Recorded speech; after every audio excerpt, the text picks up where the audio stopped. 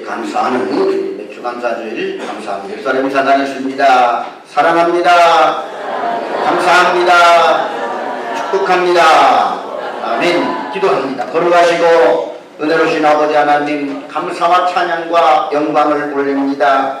하나님께 지난 상반기 우리의 삶 속에 함께 해주시사 씨를 뿌리고 열심히 수고하고 땀 흘리게 도와주시고 이제 상반기를 잘 마무리하고 하반기 결실되게 해주신 것을 감사합니다. 첫 단을 거두고 주님이 제단 앞에 감사의 제단을 쌓을 때 하나님께서 영광받아 주시옵시고 올해 약속하신 그 복들을 각 개인과 가정마다 회사마다 허락하여 주시옵소서. 이 시간 감사의 영광 돌릴 때 주께서 함께하여 주옵시고 마음껏 축복하여 주시오며 부족한 쪽에 입술을요 생명의 말씀을 허락하여 주시옵소서.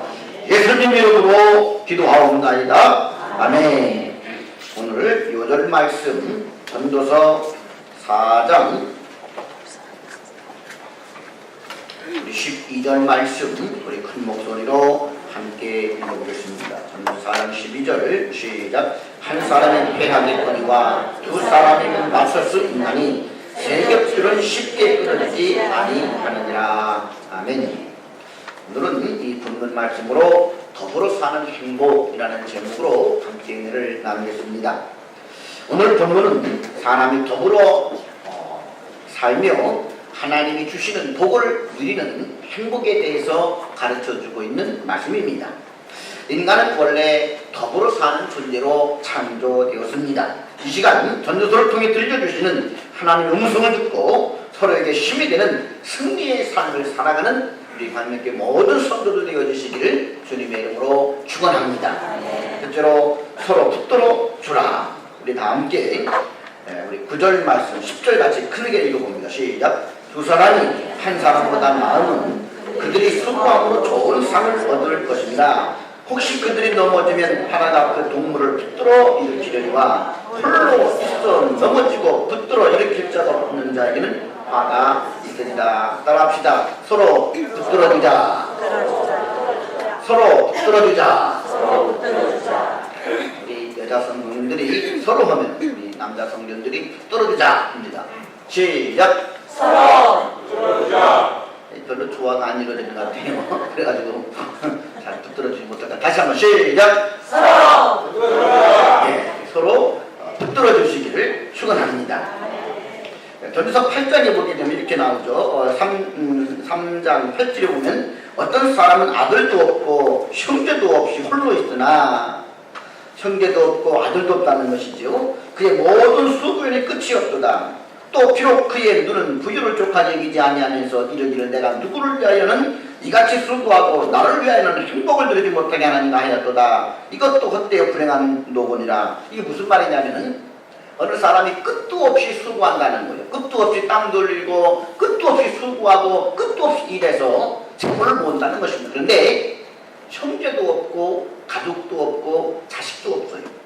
그러면 그 수고가 누구 위한 수고겠느냐 그거예요. 그래서 헛되다. 그래서 불행하다라는 말입니다. 쉽게 말하면 엄마가 열심히 밥을 해서 짓고 나게 되면 지은 밥을 남편과 함께 먹든 자식과 함께 먹어야 열심히 밥을 짓고 음식을 만든 보람을 행복을 느끼는데 그렇게 열심히 밥을 만들어서 저녁 식탁을 놓고 기다리는데 남편도 안 오고 애들도 안 오고 다 식어버려요. 그럼 혼자 야 이거 음식 내가 혼자 다 먹어 좋겠다. 그럽니까? 행복한 겁니다. 이놈의 남편 좀 오기만 해봐라. 막 이러면서 막 일을 바닥바닥 갈죠.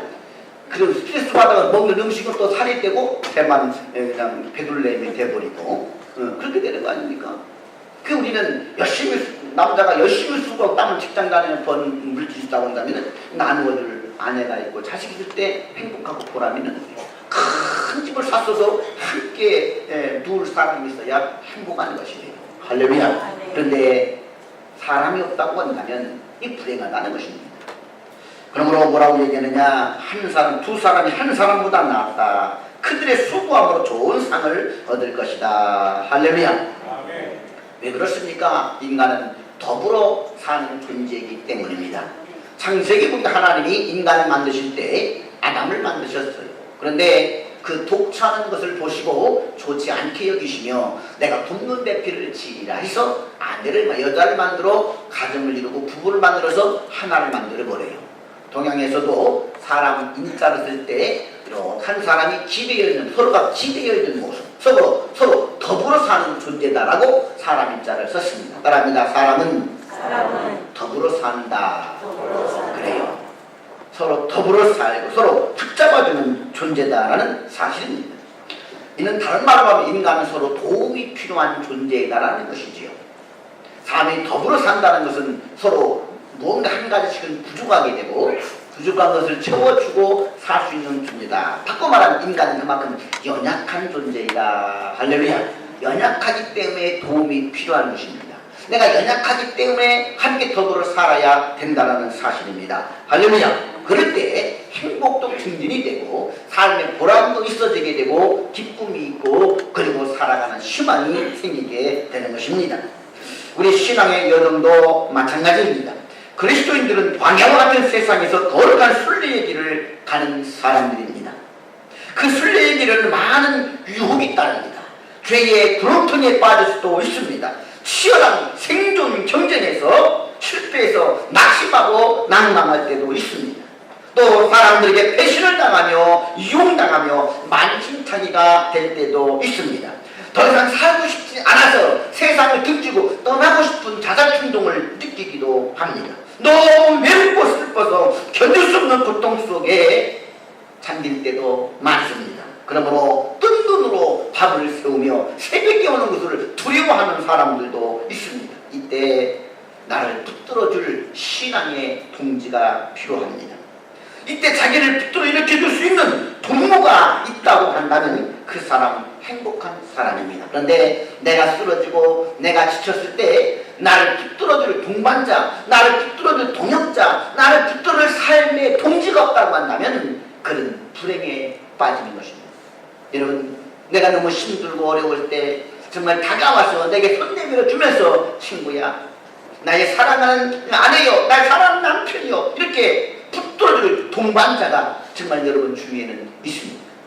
그런 동반자가 없다고 하면 여러분들은 불행한 인생을 살고 있는 것입니다.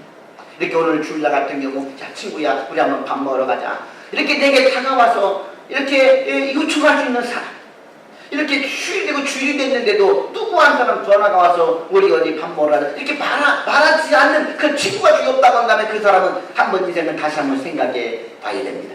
귀찮아도요, 전화도 자주 오고 안도 묻고, 야 친구야 심심한데 밥 먹으러 놀러 이렇게 해도 할 수 있는 주위에 있다고 하면 그 사람은 참 괜찮은 사람이에요.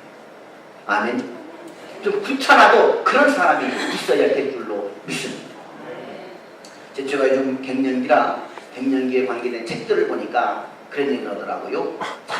이렇게 좀 다가가서 어디 맛있는 거 먹으러 가자, 뭐 다가가서 말도 좀 시키고 자꾸 그렇게 해야 된다는 거예요. 좀 귀찮아해도 그렇게 해야 갱년기를 극복할 수 있다고 이야기를 하더라고요. 할렐루야. 이게 뭐냐면은 사람 귀찮아도요 은밀히 기대가 됩니다. 제 카톡에 항상 매일같이 한 번도 안 빠지고 카톡으로 안부를 묻는 분이 우리 이한나 권사님의 아버지 이병렬 성도님이에요. 그분이 원래 암으로 고생을 많이 하고 수술까지 한 분인데 지금 지방에 내려가 있습니다. 불신자인 아버지를 전도우리에 등록했다가 지금 지방에 가 있는데, 그래도 매일 카톡 하면서 한 번도 안 받아요. 제가 답장을 안 한다는 그러면 10번도 와요. 그러다가 제가 답장을 보내면 또 답장하기 전에 10번 오고, 답장하면 또 10번이 또 와요. 어떤 데는 귀찮기도 하는데 어떤 데는요 하루라도 안 오면은요 이 사람이 어떻게 죽었나 뭐 이런 생각도 들고요. 오히려 제가 불안해져요 안 오면은. 네? 자 여러분, 우리 주위에 내가 앞으로 귀찮아도 야 친구야 우리 교회 밥 먹으러 가자, 친구야 우리 한번 교회 한번 가보자, 친구야 성경 한번 읽어봐, 친구야, 이런 친구가 주위에 있다고 하는 것은 복입니다. 오늘 귀찮아서 할 수 없이 밥 먹으러 끌려 나온 성도가 있던 사람이 있다고 한다면은 그래 나를 끌고 나온 사람을 좀 고맙다 그래줘야 돼요. 할렐루야. 그런 친구가 있는 것은 복 있는 사람입니다. 사랑하는 성도 여러분, 우리 주위를 한번 둘러보시기를 바랍니다. 주위에 시험에 들어 넘어지는 교가는 없는가 한번 돌아보시기를 바랍니다. 주일 예배에 빠진 분들은 없습니까? 목자님에 오지 않은 분들은 없습니까? 질병으로 고통당하는 분들은 주위에 없습니까? 영적으로 방황하는 교우는 또 없습니까? 낙심하고 있는 성도는 없습니까? 혹여 사업에 실패하고 또는 사람과 헤어져서 삶속에 고통당하고 있는 이웃들은 없습니까? 우리는 이런 사람들을 위로하고 격려해 주어야 됩니다. 넘어진 그분들을 붙잡아 일으켜 주어야만 합니다. 용기와 희망을 주고 합심하여 기도하며 도와 주어야만 합니다. 이것이 우리들이 해야 될 일이고 이것이 세상 속에 교회가 존재하는 이유요 목적이기도 하고 이것이 각 교회마다 목장마다 해야 될 삶이기도 합니다. 나의 고통을 자기 고통 중적이며 도와주는 믿음의 동역자를 가진 것은 놀라운 하나님의 은혜입니다. 우리 모두 서로가 이런 존재들이 될 수 있기를 주님의 이름으로 축원합니다. 두 번째, 서로 따뜻하게 해주라. 우리 11절 말씀을 다 함께 읽어봅니다. 시작. 또 두 사람이 함께 누우면 따뜻하더니와 한 사람이 어찌 따뜻하랴. 두 사람이 함께 누우면 따뜻하다는 거예요.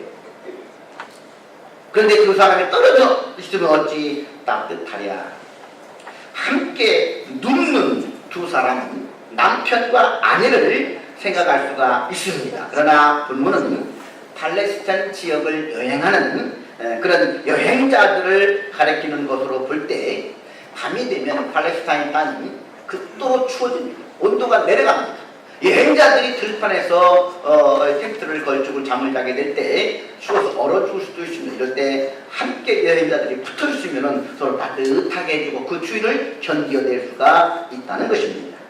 우리가 잘 아는 인도의 성자 선다싱 선교사님의 일화가 있습니다. 어느 날 선다싱 선교사님이 히말라야 산맥을 넘어서 복음을 전하러 가는 중이었습니다. 눈보라가 치고 그리고는 세찬 바람이 불어옵니다. 많은 사람이 지치고 피곤합니다. 그 길을 가다가 그 추위에 쓰러져 얼어 죽어가고 있는 한 사람을 발견하게 됩니다. 선다싱 선교사님이 달려가서 그 사람을 들쳐 업고 주막 있는 곳까지 가려고 합니다. 그런데 함께 여행하던 다른 사람들이 뭐라고 얘기하느냐. 여보시오, 우리 몸 하나 가는 게 힘드니 세찬 비바람과 눈보라 속에서 어떻게 저 사람을 업고 가려고 합니까? 저 사람을 업고 가다가는 당신도 이 추위에 얼어 죽을 수가 있습니다. 그러니 당신 목숨이라도 살고 싶으면 그 사람을 놓고 가세요. 그런데 선다시는 말합니다. 어찌 얼어 죽어가는 사람을 보고 지나칠 수가 있겠습니까? 비록 내가 죽는 한이 있어도 이 사람을 내가 돌보고 업고 가겠습니다 하고 들쳐 업고 갑니다.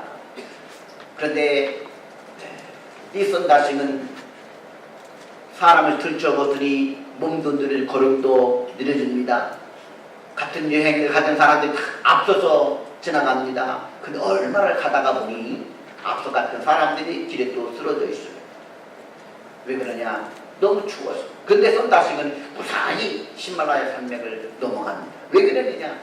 이 사람을 업고 나니까 걸음은 느려졌어도 헐떡헐떡 하다 보니까 열이 나게 되고 그 사람의 체온이 같이 전달이 되면서 두 사람이 달라붙어서 체온이 전달이 되고 또 심서 이 사람을 먹고 가다 보니까 땀이 나서 무사히 추위를 이기고 넘어갔다는 이런 두 사람이 함께 하면 추위도 이기고 두 사람이 함께 있을 때에 그 히말라야의 눈보라도 이길 수가 있었다는 사실입니다.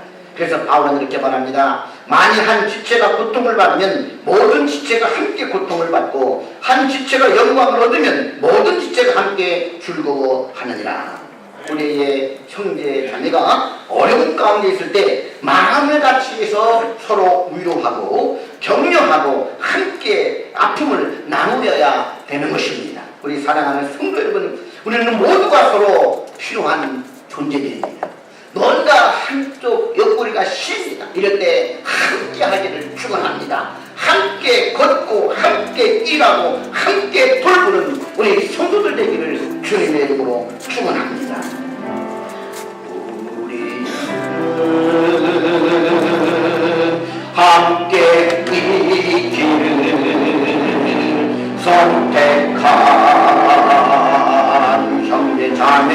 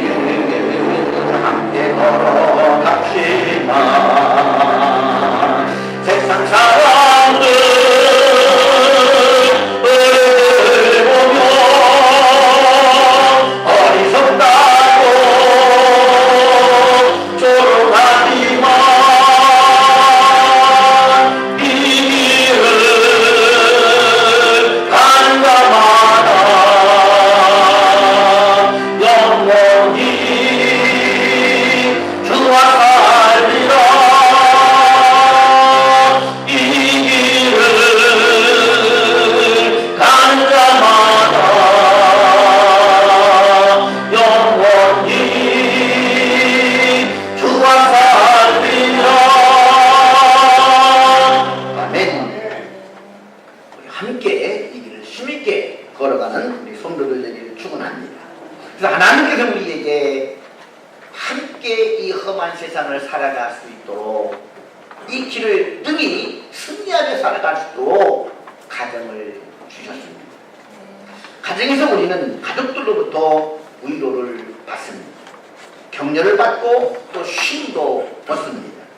그러나 가정에서 받는 것만으로는 부족합니다. 그래서 하나님께서는 넓은 의미의 가정을 주시는데 그것이 바로 교회입니다. 하나님께서는 이 가정과 교회를 통해서 인생의 근본 문제인 외로움을 해결하고 서로 사랑하며 살도록 하셨습니다. 우리는 교회에서 성도들과 교제하면서 고달픈 삶에 훈훈한 사랑을 주고받을 수가 있습니다.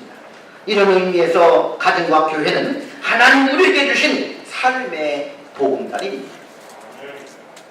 그래서 교회의 중요한 존재 목적 중에 하나가 코이노니아. 이 코이노니아라는 말은 서로 교우들이 교제한다라는 말이지요.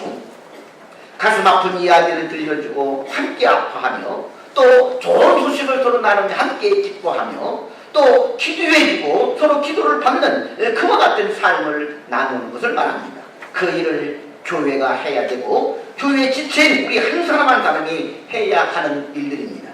교회는 세상에서 상처받은 사람들을 치유하기 위하여 부름을 받은 신앙의 공동체입니다.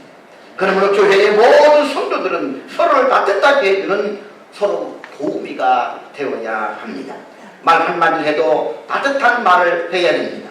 남을 무시하는 말보다 사랑이 담긴 언어를 주고받아야 됩니다. 그래야 추운 세상에 떨며 살던 분들이 우리 교회에 와서 훈훈한 정을 느낄 수가 있는 것입니다. 우리 모임에 와서 이 모임은 참으로 따뜻한 모임이구나 라고 느낄 수가 있도록 해야 됩니다. 훈훈한 정을 느껴야 그 정이 그리워서라도 다시 오게 되는 것입니다. 그럴 때 교회가 사람 살만한 아름다운 사랑의 공동체가 되는 것입니다. 저는 우리 교회가 그런 공동체가 되기를 꿈꾸며 또 기도하고 섬기고자 합니다. 우리의 가정들이 이렇게 따뜻한 우리 가족 형제들이 부모와 자녀가 그런 따뜻한 정이 있는 그런 가정이 되기를 축원합니다. 뿐만 아니죠. 교회가 또 그런 공동체가 되기를 주님의 이름으로 축원합니다. 우리가 교회를 떠나서 어느 곳에서 이러한 것을 누릴 수가 있겠습니까? 이 세상이 주는 사랑은 제한되어 있습니다. 이기적이고 개인적입니다. 이 사회의 공동체는 다 자신의 어떤 그래서 이익 공동체다 얘기하죠. 내가 유익이 되기 때문에 그 회사에 다니고 있습니다. 회사는 그 사람이 그 회사 유익이 되지 않으면 아주 모멸차게 내칩니다. 그렇게 어제 오늘 과장님, 부장님 하면 가까웠던 사이가 사장님이 최고였던 사이가 이익이 되지 않으면 가차없이 다음날 잘라버리게 됩니다. 이 공동체 우리는 살고 있습니다. 그 같은 세상에서 우리는 살아남으려고 경쟁을 합니다.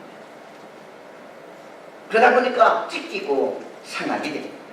아무리 세상에 많은 공동체들이 있어도 그 같은 공동체들은 한계를 가지고 있습니다. 그러나 교회는 주님의 사랑을 바탕으로 서로 사랑하기 때문에 항상 따뜻한 마음이 넘칠 수가 있습니다. 우리는 성도의 교제를 통해서 이런 은혜를 누릴 수가 있습니다. 왜냐하면 우리의 공동체의 시작은 예수님의 십자가 피로 시작된 사랑이기 때문입니다. 사랑은 여기 있으니 하나님이 우리를 사랑하며 누구든지 하나님의 사랑을 알지 못하면 하나님의 자녀가 아니라고 그랬어요. 이것은 하나님의 자녀들, 예수님의 피로 구원받은 하나님의 백성들, 그 하나님의 사랑 앞에 나의 냉랭한 심장과 가슴이 녹아져서 그 사랑 앞에 눈물 흘리며 십자가 앞에 눈물 흘리는 사람들로 거듭난 이들이 이 자리에 모여있기 때문입니다. 저는 우리 교회 공동체가 예수님의 피를 아는 그런 가족 공동체, 사랑과 섬김의 공동체가 되어지기를 주님의 이름으로 축원합니다. 그런데 가끔 성도들 중에 이 교제의 부담을 느끼는 분들이 있습니다. 때때로 함께 모이는 것이 귀찮고 부담이 될 때도 있습니다. 때로는 함께 하는 시간들이 많아지면 서로 상처를 주고받는 것이 두려워서 상처받고 상처받지 않으려고 모임을 회피하는 사람들도 있습니다. 그래서 어떤 분들은 나름대로 자기의 선을 그어놓고 이 선을 넘지 않으려고 그렇게 멀리 떨어져서 신앙생활을 하는 분들도 있습니다. 이것은 잘못된 것입니다. 비록 우리가 상처를 주고받는 한이 있어도 함께하는 생활을 배워야만 합니다. 그것이 가족이기 때문입니다. 형제들이 자주 보이다 보면은 사실 우정과 그런 것보다도요 싸워요. 이제 가끔 이제 명절에 내가 형제들이 모이잖아요. 안 보던 형제들이 1년에 한두 번 모일 때는 막 모인 첫날 몇 시간을 막 서로 반가워서 막 누구야 뭘 싸고 난리 납니다. 한 2시간 흘러보세요. 고도리 치다가 싸우고요. 조카들끼리 싸우다가 막 부모까지 싸우고요. 난리가 납니다. 조금 더 한 잔 들어가 보세요. 엄마 나 어릴 때 왜 학교 이러면서 막 과학과 붙들고 막 싸웁니다. 그리고 또 아들이 뭐 해달라 엄마 해주니까 너는 아들로 태어나가지고 너는 부모님이 돈 팔고 밥 팔아서 너는 등록금대 대학 가나 우리는 중학교도 고등학교밖에 못 나갔다. 그런데 네가 똑같이 가져가느냐? 그러면은 누나는 나만 가지고 그래 막 이러면서 막 싸웁니다. 하여튼 그래서 만나고 밥 먹으면 헤어집니다. 가족이 싸우다면 이게 형제. 그런데 그렇게 싸우고 흩어졌어도 다음에 또 모십시오. 여러분이 알고 갔더니 해도 다음에 또 여러분 가족이라는 게 그래요. 가족이라는 게 싸움도 잘 상처도 받지만 또 안 보면 또 빨리 보고 싶은 게 가족입니다. 아멘. 저는 우리 가까이에서 우리 형제들을 보게 됩니다. 그런데 우리 지금 박광 장로님이 계신데 박광 2명의 자녀가 있어요. 박찬정, 박부연. 그런데 항상 우리 전도사님과 장로님이 뭐라고 하냐면 쟤들 만나기만 하면 싸운대요. 견혼지간이라고 견혼지간. 근데 보니까 이 찬정 형제가 매일마다 이 보윤이를 뚜밤 주면서 막 놀리고 막 해요. 그리고 와바닥 와서 막 또 막 무슨 밀수처럼 싸웁니다. 근데 이번에 지난주 찬정이 생일이었는데 가장 먼저 보윤이가 우리 오빠 생일이라고 막 동생 다 알려줘요. 오빠 생일. 그래서 보니까 이렇게 사람들 볼 때는 싸워도요 이게 정이 있어서요 서로 챙겨주는 것을 볼 수가 있습니다. 안 만날 것처럼 대화 안 할 것처럼 싸워도 한 번도 챙겨주는 게 형제들이라고 합니다. 이게 피를 나는 가족이고 형제들. 여러분 우리가 예수 피로 한 교회, 예수 피로 한 몸이 됐다고 한다면 서로 싸울 수 있어요. 손끼리 서로 싸우기도 하고 발과 손이 싸우기도 하고 눈이 잘났다고 기가 싸우기도 하더라도 이 몸에 항상 붙어 있습니다. 할렐루야. 따라합니다. 상처받더라도 싸우더라도 가족이다.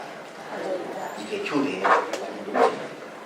다른 사회 이 집단 싸우고서는 원수 주고 등 주고 맙니다. 이것을 안 봅니다. 그런데 가족은 안 볼 수가 없어요.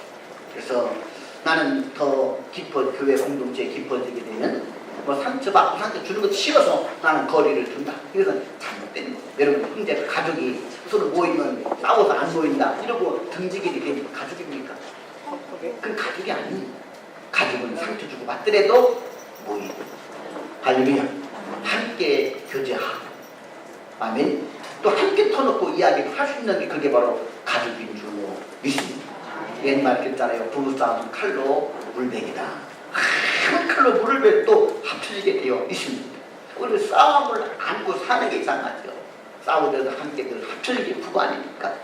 그렇다고 나는 상처받기 싫어서 나는 결혼 안 할 거야. 부부 근심이 됩니다.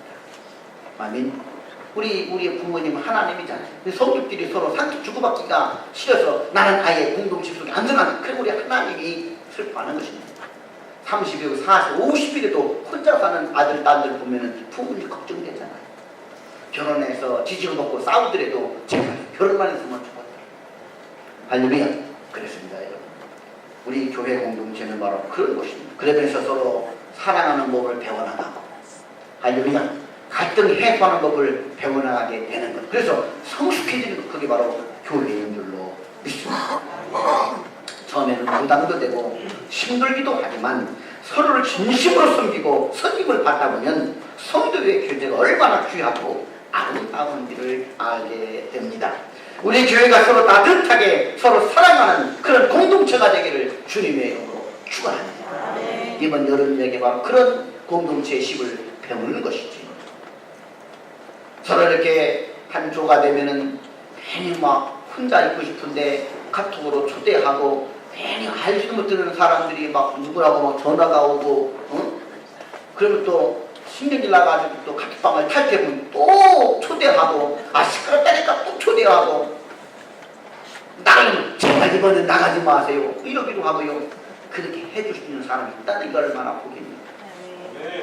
할렐루야. 귀찮아도 아멘. 우리 함께 나누는 사회 그게 바로 하나님의 자녀인 줄로 믿습니다. 우리 옆에 한번 인사 나누고 우리는 한 지체입니다. 우리는 한 지체입니다. 세 번째로 서로 힘을 합치라. 우리 12절을 큰 목소리로 읽어봅니다. 시작. 한 사람이면 해야 될 거니와 두 사람이면 마실 수 있느니 세 겹들은 쉽게 끊어지지 아니하니라. 1106년 몽골이라는 나라를 세운 징기스칸이 이제 죽을 때가 되어서 6명 아들들에게 유언을 하는 시간이 되었습니다. 평소에도 아버지가 그런 일 했다는 거예요. 사람이 가난할 때는 하나가 될 수 있는데 나중에 번자에 구르고 나눠 먹을 것이 많으면 형제들끼리도 마치 서로 큰 덩어리를 가지려고 싸우게 되었어요. 그 징기스칸이 이제 죽음을 앞두고 고민이 되는 것입니다. 대책을 이루었는데 아들들 6명이 서로 땅을 찾아와 싸우면 어떻게 될까? 결국 일장 충동이 될 수밖에 없고 당대 몽골들은 끝날 수밖에 없다. 그래서 아들 6명을 불러 모았어요. 불러 모아서는 아들 6명이 각자 젓가락 하나씩을 나무 젓가락을 줬습니다. 그러고는 그거 분질러 봐라 그래서 그저 쉽게 부러뜨립니다. 그래서 이번에는 아버지가 다시 6개의 젓가락을 뭉쳐서 끈으로 묶은 다음에 아들에게 줬어요. 자, 이거 네가 한번 잘라봐라. 큰 아들이 근데 안 잘라요. 둘째, 셋째 다 못 자릅니다. 봤느냐? 너희들 각자는 무한한 강성과 잠재력을 가지고 있지만 각자 서로 흩어지게 되면 너희들은 패하고 막. 그러나 부족하더라도 힘을 합쳐서 하나가 되게 힘을 합치면 누구도 너희들을 당해낼 수가 없답니다. 곧 아버지가 죽더라도 너희들은 서로 싸우지 말고 형제가 하나가 돼서 이 몽골 제국을 지킬 수 있기를 바랍니다. 할렐루야. 그렇습니다 여러분. 우리 각자는 모래와 같아요. 그러나 시멘트라는 접착제로 모래가 뭉쳐지게 되면 큰 빌딩도 지을 수가 있는 것입니다. 할렐루야.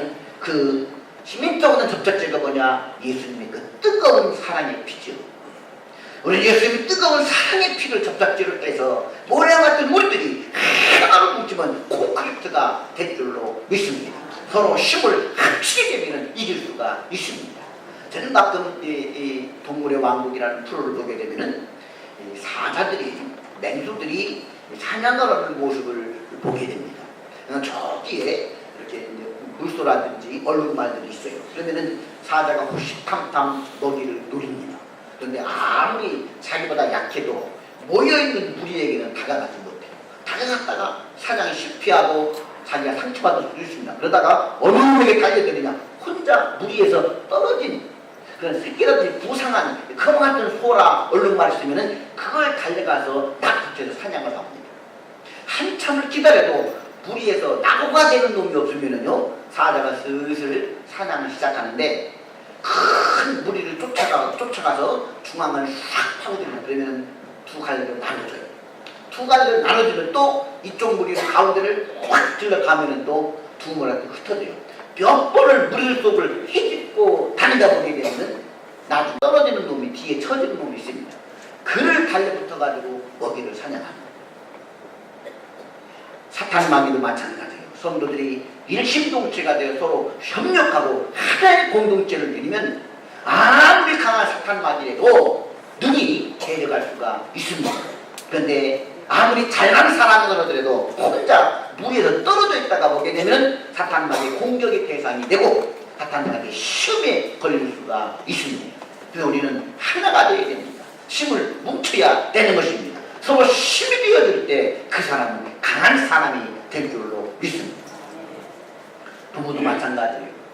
가정도 마찬가지입니다. 뭉쳐야 됩니다. 그래서 요즘 얼마나 뭉치는 게 중요하면 뭉쳐야 산다라고 하는 그런 TV 프로들도 있더라고요.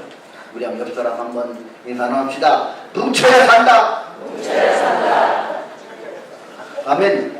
이번 여름 이야기 조들도 뭉치니까 큰 일도 해내는 것을 볼 수가 있습니다. 우리 사랑하는 성도 여러분, 요즘 여름 장마로 인해서 습기가 많고 또 무더위가 띠통독에 일찍 찾아와서 때로 짜증나기도 하고 심해들기도 합니다. 이때 자칫 잘못하면 우리는 귀찮아하고 신경질적일 수가 있습니다. 그래서 우리는 이때 교회에서 여름 이야기라고 하는 프로그램을 진행하고 있습니다. 큰 성도들을 4개조로 나누어서 서로 각 조가 되어서 서로 인사도 나누고 서로 필수 미션, 선택 미션들을 해나가면서 서로 하나가 되는 모습을 보여주는 거예요. 지난주 토요일에는 우리 몇 주였죠? 예, 소명주가 토요일날 청소를 하더라고요. 보통 토요일날 목자님들 청소할 때는 한두 명이 나와서 힘들게 청소했는데 어제 보니까 많은 인원들이 나와서 아니까 청소를 말끔히 하고 그리고 또 정말 긴 사진을 찍고 그리고 또 멋있고 아름다운 식당에 가서 맛있게 음식도 먹고 또 커피숍 가서 커피 나누면서 주말을 보내는 것을 보았습니다. 이 아침에 모여서 저녁 때까지 오찬 나누며 교회 봉사도 하고 식사도 같이 하고 차도 같이 나누면서 이야기도 나누면서 아마 짜증스럽지 않은 시원한 그런 행복한 그런 시간들을 보냈죠. 예, 그렇게 주말 그렇게 보내는 그게 여름 이야기입니다.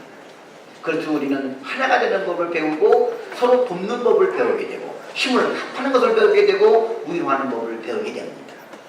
할렐루야. 우리 광명교회 공동체가 계속해서 이렇게 행복을 누리는 공동체가 되기를 축원합니다.